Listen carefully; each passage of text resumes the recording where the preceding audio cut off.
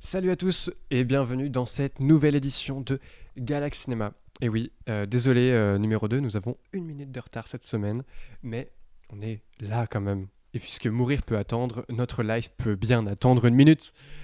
Et cette semaine, comme toutes les semaines, je ne suis évidemment pas tout seul. Je suis accompagné d'une super équipe. Et on va commencer par la personne qui a un micro bleu avec un câble jaune. Comment ça va, Agathe? Ça va, très bien. Mieux que la Cool. semaine dernière, je ne tousse plus. C'est vrai que c'est un avantage non négligeable pour l'émission. Oui. Ensuite, nous avons celle qui vient bientôt se reconvertir en botaniste, Loïs. Ça va, Loïs? Moi, ça va très bien. En plus, là, je suis au centre, j'ai la caméra devant moi. Ça va nickel. Et vous voyez, nous avons une Problème. nouvelle tête ce soir.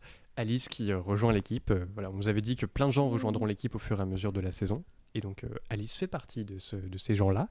Comment ça va, Alice, pour ta première émission? Je suis pas du tout stressée. Je suis super contente que mes parents regardent s'ils ont trouvé comment écrire Twitch. Bonjour à tes parents. Et enfin, celui Oui. qui a été guéri, bien qu'il soit toujours le corbeau de l'émission. Ça va, Guillaume? Ça va très bien. Très bien. Eh bien, nous allons sans plus tarder vous annoncer notre super programme de ce soir. Nous commencerons par cette musique ne joue pour personne de Samuel Benchetrit. On vous parlera ensuite de pourquoi il change pas l'image. Alors, premier problème technique de l'émission. C'est pas grave, les affiches, je les mettrai tout à l'heure. Donc, cette musique ne joue pour personne de Samuel Benchetrit.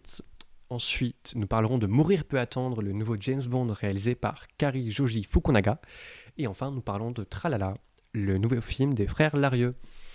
Sans plus attendre, nous allons vous lancer la bande-annonce de cette musique ne joue pour personne. On se retrouve dans un instant. Et nous revoilà, on vous a manqué, hein, la bande-annonce c'était super longue en plus. Vous avez donc vu la bande-annonce de cette musique ne joue pour personne de Samuel Benchetrit, qui est, pour le résumer très simplement, l'histoire d'une sorte de baron ou de patron d'une certaine mafia qui veut, pour l'anniversaire de sa fille, qu'il y ait des gens. Le problème, c'est que les gens n'aiment pas beaucoup sa fille. Du coup, il va envoyer ses hommes de main. Quelle meilleure idée puisse-t-il avoir? Et tiens, vu que tu as commencé à parler, Ah merde. on va demander C'est d'abord à faux. Guillaume ce qu'il a pensé du film. Déjà pour justifier la blague de Sol, donc si Sol a marqué Guillaume a été guéri, c'est grâce à ce film. Déjà pour commencer. Et donc oui, j'ai beaucoup aimé ce film, notamment par l'absurdité qu'il y a dans le scénario qui. Oula, ça y est, je perds mes moyens déjà direct. Ça va aller, ça va aller. Non, mais oui, l'absurdité du scénario, le jeu des acteurs, qui est assez notable, et puis on les voit dans des rôles notamment à contre-emploi. On peut penser à François Damiens ou Ramzy Bedia, et un peu Joe Star. Et puis Carrément Joey Star. Joe Star, On en oui et parlera non, après. mais pour moi c'est plus François Damiens et Ramzy Bedia. Et puis c'est surtout que c'est vraiment un film de bande, un peu à la Billet, ou comme il a pu faire, mais notamment dans les acteurs, ou je sais plus quel autre réalisateur qui avait réalisé Vincent, François, Paul et les autres. Et on retrouve ce film de bande, c'est axé, ça j'adore. Alors attendez, on Ah. me fait un signe dans la vraie vie. On n'entend pas Guillaume? Yes. Ah, pas, quasiment pas. Censure sur Guillaume. C'est fait exprès. Attends, vas-y, Ouais, continue à parler Guillaume, je vais On t'augmenter a un peu. essayé de me censurer à nouveau. Ouais, alors C'est normalement maintenant on devrait mieux t'entendre. Dites-nous dans le chat si on entend bien Guillaume. Mais vas-y, continue du coup ce que tu Ok. es en train de dire. Depuis le début ou non? Non, Non. ça va, je pense. Non, mais du coup, de voir ce cinéma de bande, ça fait super plaisir de revoir ça, et surtout bien fait, quoi. Voilou. Voilà. Ensuite, nous allons faire le tour par la droite et nous allons donc arriver à l'autre extrémité du plateau avec Agathe. C'est technique. Je suis la droite. Voilà. Non. Quel est ton premier avis sur le film avant qu'on en débatte tous ensemble? Alors moi j'ai vraiment beaucoup aimé parce que comme a dit Guillaume, il y a des acteurs qu'on n'attend vraiment pas dans certains rôles, donc je vais appuyer sur Joe Star parce qu'il ne l'a pas cité. Le scénario peut paraître loufoque et à la fois je dirais que c'est un humour qui est très empathique envers les gens. Et c'est des gens de la vraie vie, en fait. C'est pas avec des têtes de la vraie vie. Et c'est vrai qu'il y a un gros casting où on peut se dire oula. Mais non, il était vraiment très très bien et j'ai vraiment apprécié chaque performance. Il me semble qu'il était quand même très lumineux comme film. Très très clair. Ouais. Oui. Et la bande originale est très sympa aussi, un peu années 80, avec un thème assez romantique. Et du coup, ça rajoute du kitsch, mais attachant en fait. C'est toujours dans l'empathie, j'ai vraiment bien aimé. Très bien. Ensuite, celle qui est donc... Attends, t'es à la gauche de Agathe ou t'es à la droite? J'ai perdu mes... Gauche. Je suis à la gauche, mais je sais pas si c'est dans le même sens. Alors pour eux, je crois que t'es à leur droite, mais de toute façon, on est ambidextre parce qu'on a une émission qui se réinvente chaque semaine. Donc vas-y Loïs, à toi maintenant. J'ai trouvé le film très, très doux, l'ambiance, et c'est quelque chose que j'aime beaucoup dans les films globalement, dans la vie aussi. J'ai trouvé que les personnages étaient très attachants et que justement, même si c'est un film sur toute la bande, je trouve que chaque personnage a sa place, chacun a son histoire, et c'est pas juste un personnage principal et des personnages secondaires qui sortent pas trop. Je trouve que chacun a vraiment sa place et j'ai beaucoup aimé. Voilà, très, très attachant, émouvant. Je trouve un film français bien fait, voilà, comme il se doit.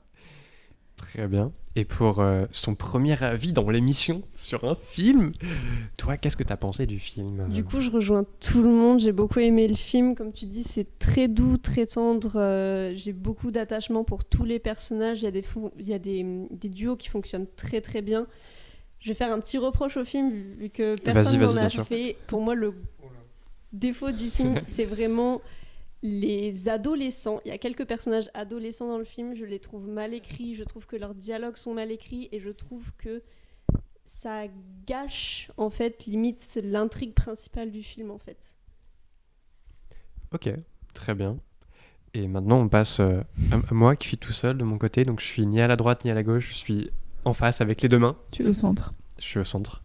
Et, Qui est la droite et la gauche. Effectivement. Gauche, Et non, en fait, déjà, le titre m'intriguait, ce truc de cette musique qui joue pour personne.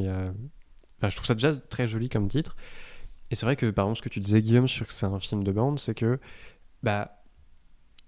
pour moi, il n'y a pas de premier rôle et de second rôle, même si on pourrait dire que celui de François Dabiens est le premier rôle là-dedans. Mais ils sont tous plus ou moins au même niveau, tous hyper bien écrits et qui s'installent ultra rapidement. Par exemple, le duo entre Bully Lanners et Joey Starr, dès la première scène, en fait, même globalement dans le film, Joey Starr, il parle pas beaucoup, il a pas grand-chose à montrer, mais son personnage fonctionne hyper bien et on le comprend très vite. C'est pour ça que vraiment, en termes d'écriture, c'est tellement agréable. Ou même le personnage de Vanessa Paradis, par exemple, qui est un peu surprenant, on va dire, mais qui est trop bien. Et c'est vrai qu'il y a un travail du jeu et de l'écriture qui a un super rythme. Et justement, pour revenir sur ce personnage de Vanessa Paradis, elle, par exemple, tout le film repose sur de la musique, sur des rythmes.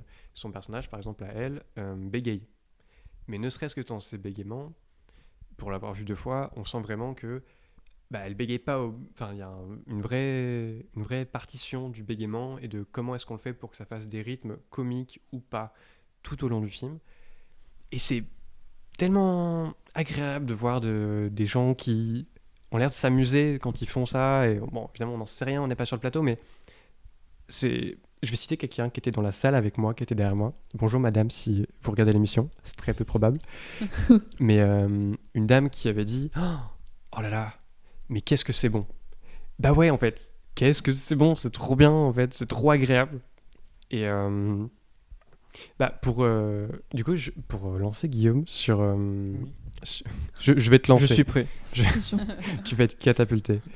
Toi, il me semble que tu avais beaucoup aimé le personnage de Gustave Kervern, par exemple. Oui, mais Gustave Kervern et Bully Lanners, parce que les deux se rejoignent, en fait, finalement. C'est vrai. Parce que aussi le personnage de François Damas, en fait finalement toute la bande en gros c'est en gros des brutes comme ça, c'est je je dirais pas que c'est les clichés, les stéréotypes de la virilité, mais enfin, ils sont grands, larges d'épaules, comme ça, ils arrivent, ils prennent de la place, voilà. Et puis au final, en fait, je dirais pas qu'ils sont sensibles, mais Si, ils le sont. Moi, je trouve que ils le sont. Ils le sont vachement. mais c'est pas une sensibilité dans le sens où ils vont pleurer, comme on pourrait le voir. En fait, ils ont une sensibilité artistique, on va dire, une sensibilité spirituelle, voilà. Notamment le personnage de Bully Lanners qui est tout le temps en train de philosopher, ce qui va amener un caméo extraordinaire de notre acteur fétiche, qui est Vincent Macaigne. Ton acteur fétiche. On Oh se là là. dédouane de cette phrase. On n'est pas d'accord avec Non, on ça. l'aime bien, mais Non, non, Vincent C'est- Macaigne, c'est un héros. c'est ton idole. Pas C'est mon fétiche. idole, vraiment, Vincent Macaigne, c'est mon idole. Et de le voir juste 5 minutes. Déjà, le film était bien. Et oui, du coup, le personnage de Bully Lanners qui est philosophe, Ramzy Bedia et François Damiens qui sont emportés dans des envolées lyriques. Et Gustave Carvin, du coup, un peu comme ça, malgré lui, qui se retrouve à jouer Jean-Paul Sartre. Et justement, c'est ça qui m'a beaucoup touché, oui, de voir ces brutes, du coup, être propulsés dans une sensibilité artistique, voir que en fait, c'est totalement compatible. Et justement, ça leur rajoute beaucoup de beauté, ces personnages. Et justement, alors je sais pas, parce que du coup, je suis curieux d'avoir votre avis, les filles, là-dessus, mais c'est que de plus en plus, on parle de ce qui pourrait être d'une nouvelle virilité, une nouvelle façon d'assumer de la masculinité, et qu'en fait, ce que je trouve vraiment très beau avec ce film-là, c'est que comme tu dis, bah ouais, c'est des brutes et tout, mais c'est des brutes avec un hyper grand cœur, et qui fait qu'au final, en fait, ils ont beau être, par certains aspects, un archétype du mec ultra viril, et qui va aller péter la gueule parce que tu lui Et as ils vont volé son péter truc. des gueules. Et ils vont péter des gueules un max, oui. En fait, ils pètent pas des gueules. Ils maltraitent des gueules. Ils maltraitent. Ouais.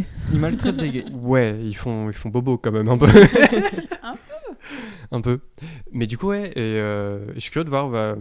Après, on parlera après de Vanessa Paradis et mince, j'ai plus son nom. Bruni. Oui. Valérie Bruni Tedeschi. Ouais, c'est ça. Bien. Bien joué, Bien, Guillaume. Guillaume. Il a Félicitations. bien travaillé. Non, je peux m'en aller. T'as gagné un point, tu reviendras la semaine prochaine. Et oui, du coup, je suis curieux de voir, vous, comment vous avez perçu justement ces persos masculins là dans le film. Parce que c'est pas une question que je poserais sur d'autres films, tu vois, mais sur celui-ci, je suis vraiment curieux en fait d'avoir votre avis.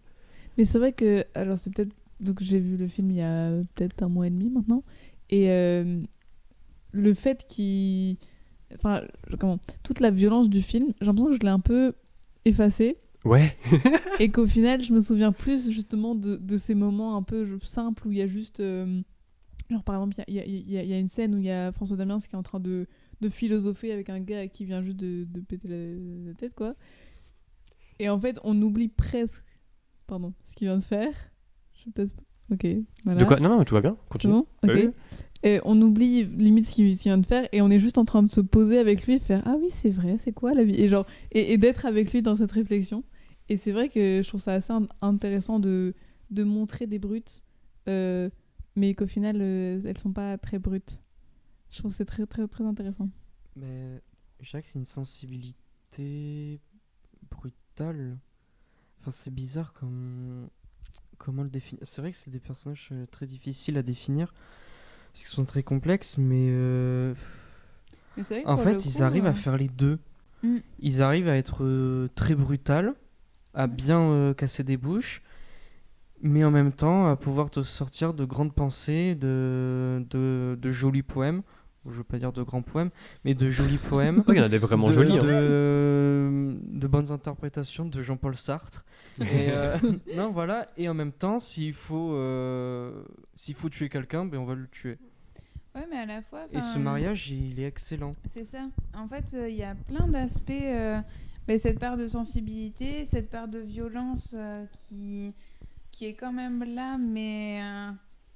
Je trouve que la caméra est pas trop. Elle appuie pas trop, elle insiste pas trop. Et même sur les dialogues, en fait, certains personnages vont avoir très peu de lignes, comme d'autres vont en avoir plus. Et en fait, ça va quand même. Ça marche quand même, c'est incroyable, tout marche. Et même les personnages, pour le coup, qui ont vraiment beaucoup moins de lignes. C'est pas des figurants, mais ils accompagnent cette bande en fait. Et ben tout marche vraiment. Mais c'est vrai que pour les rôles des adolescents, c'est un peu plus. À la fois, c'est vrai qu'il y a des adolescents comme ça, et à la fois, c'est un peu cliché sur une génération. Mais Faut faire quand même Ça- mention de Jules Benchetrit, du coup le fils du réalisateur, qui est quand même assez excellent. même celle qui Non. joue la fille finalement de François Damiens, enfin, ces Oui. deux personnages me dérangeaient pas. Les autres, c'est vrai que c'était un peu grossier, mais sinon, après, ils jouaient quand même bien.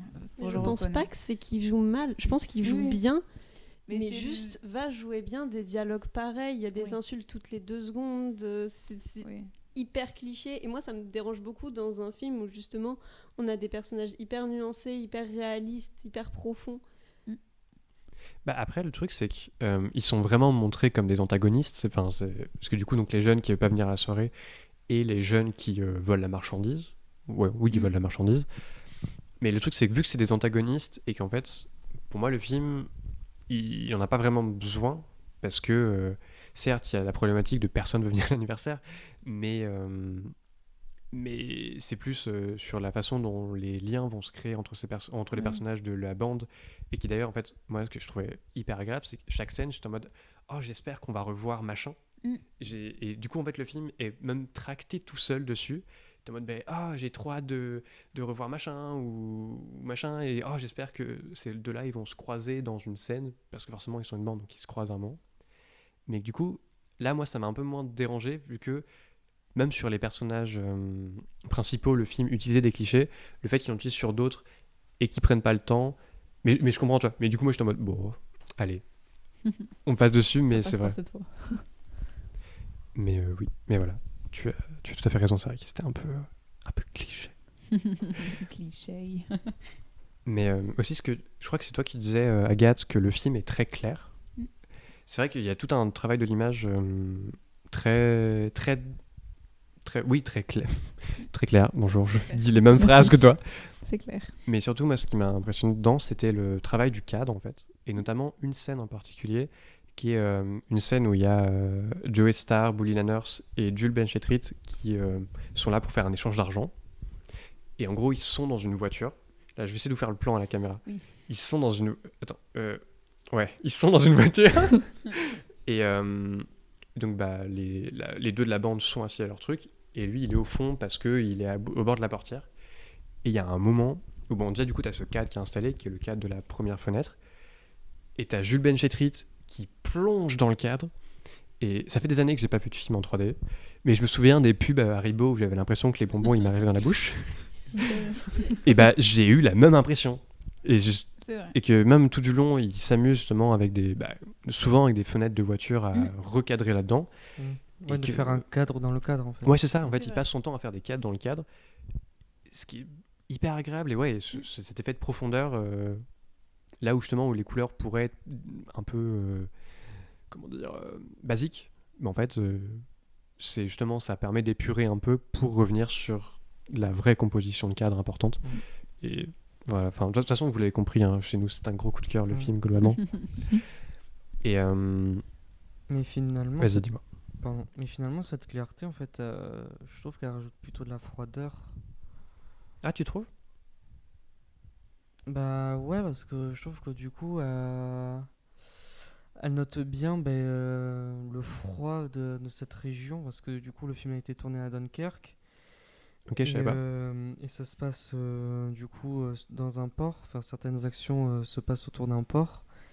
Et je trouve que justement on retrouve ce côté, enfin cet espace froid où il y a beaucoup de vent, Mm. et justement par la clarté de l'image. Parce Oui, que c'est finalement il y a ça, quelque c'est un chose de film, très froid dans Oui, parce que je suis c'est clair, mais en d'accord. fait c'est un bleu clair, C'est clair, mais c'est c'est blanc, froid, c'est ouais. Même le sable fait plutôt froid. Alors que c'est Ouais. vrai qu'il y a des films, c'est vraiment clair. Et ça, comme Summertime, pour le coup, là, on sentait plus la chaleur, le Los Angeles et Mm. tout ça. Là, c'est vrai qu'il y a une part un peu ouais, plus c'est pas clair froid. dans le sens où Mm. il y a des couleurs exacerbées. Non, c'est l'inverse. C'est- euh, Pas trop ce que j'ai ressenti, moi, justement. Que oui, c'était très clair, mais j'ai pas trouvé du tout que c'était froid. J'ai trouvé que c'était Ah ouais très chaleureux. et j'avais l'impression de rentrer dans une famille. Comme tu vois, je sais pas, il y avait les grands-oncles qui ont leurs histoires. Justement, j'ai trouvé l'ambiance très chaleureuse et pas du tout froide. D'accord. Voilà. Oui, ça, ce que tu disais pour la famille, c'est que, pour citer Orelsan, c'est que, en fait, ouais, c'est un film sur, enfin, pas exactement, mais sur, donc je vais citer ses paroles, sur ça, je dis son nom, sur la classe moyenne, moyennement classe, qui écoute Julien Clerc à fond dans le monospace, chose qu'il dit dans La pluie, ou dans Ma vie londrienne, je sais plus, un des deux. Mais, ouais, en fait, une famille très concrète, en fait, et qui, même si c'est pas la famille de tout le monde, je pense qu'on a tous au moins, ou au moins un cousin qui est là-dedans. Et en fait, ouais, c'est cool de pas voir. Enfin, ouais, voir une famille qui vit vraiment entre elles et qui est pas ultra policée. Là, par exemple, non, j'allais citer un film qui est en ce moment au cinéma qui est pas bon, donc je vais pas le dire parce qu'on parle que de bons films ici. Enfin, presque. Mais ouais, non. Et même là, par exemple, il y a aussi, pour revenir sur Samuel Benchetrit, actuellement, il est aussi en théâtre. Il met en scène une pièce avec justement avec Vanessa Paradis. J'espère qu'il passera à Bordeaux. Mais qui a on sent un vrai amour aussi du théâtre par les scènes avec Sartre, avec Simone de Beauvoir, donc avec Vanessa Paradis et Gustave Kervern. Et que même dans la façon dont il traite ça, certes, j'ai fait beaucoup de théâtre, donc j'ai conscience qu'il y a plein de trucs qu'on fait qui peuvent paraître tout à fait ridicules. J'en ai conscience. Quand on déambule dans une pièce et qu'on fait des bruits bizarres, oui, je comprends, c'est particulier. Quand on souffle sur une plume invisible, c'est particulier, oui, d'accord. Mais à la fois, il arrive à se moquer de ça, tout en disant oui, mais en fait, c'est utile et ça apporte un vrai truc avec le personnage de... je sais plus comment... Podalides quelque chose. C'est pas Benoît, c'est le frère. C'est Bruno. Bruno de Podalides. Voilà. Et ouais, il arrive encore à trouver cette tendresse de ouais, je me moque un peu de mes personnages, mais en même temps, regardez, ils sont hyper humains et ça va les lier là-dessus. Et voilà, si Sartre doit mettre des claques et puis se prendre des claques, c'est pas grave en fait, c'est marrant, mais ça sert un propos, donc c'est important que ce soit présent. Voilà. Ça montre un truc qui est très réel, qui est que quand on se lance dans l'art, le théâtre, la poésie, donc les deux formes d'art dont on parle beaucoup dans le film, on a l'air bête. Nos premiers poèmes, ils sont nuls. Quand on commence le théâtre, qu'on a plein d'idées incroyables, des trucs hyper audacieux, on a l'air nuls. Mais c'est fait avec plein de bonne volonté, et c'est ça que le film montre, en fait. On peut être incompris. Et on peut être un con tout court aussi, mais... On peut être incompris. Oui, parce qu'il y a les compris, il y a les cons pas pris, et il y a les concombres. Merci Sol. Merci beaucoup. Merci pour ce moment. C'est bon, j'ai mis la caméra sur vous, on me voit plus. Yes. Et est-ce que quelqu'un voulait rajouter un truc sur le film ? Vas-y, Loïs. Vas-y, Moi, j'ai un fonce. C'était sur le titre du film, donc cette musique ne joue pour personne. Et donc quand je l'ai vu, c'était au festival à Angoulême. Merci à Dominique Besnéard. Merci Dominique. Avec Sol Merci. et Guillaume. Merci beaucoup Dominique. Merci, Dominique. Ça sent le sarcasme. Non, on est sérieux. Merci beaucoup à Dominique Besnéard, C'est grâce à qui on a eu des accrèdes. C'est lui qui C'est nous a vrai. passé les accrèdes. Mais du coup, donc il y avait le réalisateur qui était là. Et donc il y a une personne dans le public qui a demandé pourquoi ce titre-là. Et donc ce qu'il a dit, ça m'a fait beaucoup réfléchir. Et après, même maintenant, cette semaine, en repensant au film, c'est toujours un truc qui me questionne. Et donc en gros, il disait qu'il a eu l'idée du titre quand il était en train d'écrire. Il était, je sais pas, dans un restaurant. Dans un resto. Il y avait une musique qui le saoulait. Il est parti aux toilettes. Et dans les toilettes, il y avait une super musique qu'il a bien aimée. Et il se disait, mais c'est dommage parce qu'ici, il n'y a personne qui profite de cette musique. Et donc, cette musique ne joue pour personne. Et je trouve, au niveau un peu philosophique, ça m'a beaucoup questionné de me dire, oui, du coup, à quoi elle sert cette musique quand il n'y a personne ? Est-ce qu'elle existe vraiment ? Et je trouve qu'au-delà de ça, le film, une fois qu'il est terminé, il y a encore plein de trucs auxquels on peut réfléchir, Et je trouve ça très intéressant en fait quand le film ne s'arrête pas juste à, je sais pas combien de temps il dure, à une heure et demie du film et qu'on peut garder encore des questionnements qu'il nous apporte. Je trouve ça très très intéressant. Du coup voilà. Ouais, je te rejoins totalement. Ouais, c'est un film pareil qui encore me travaille. Parce que ça fait longtemps qu'on l'a vu, nous. Ça fait 1 mois et demi, je crois. Ouais, un Ouais. mois et demi. Et ouais, un mois et demi, le film me travaille encore et il me pose encore des questions. Donc, ouais, c'est assez fort de faire ça, je pense, dans le cinéma. Et du coup, on va peut-être conclure là-dessus, parce que je pense que c'est une bonne façon de conclure sur ce film. Voilà. De toute façon, allez vous faire votre propre avis au cinéma. Ça vaudra toujours mieux que le nôtre.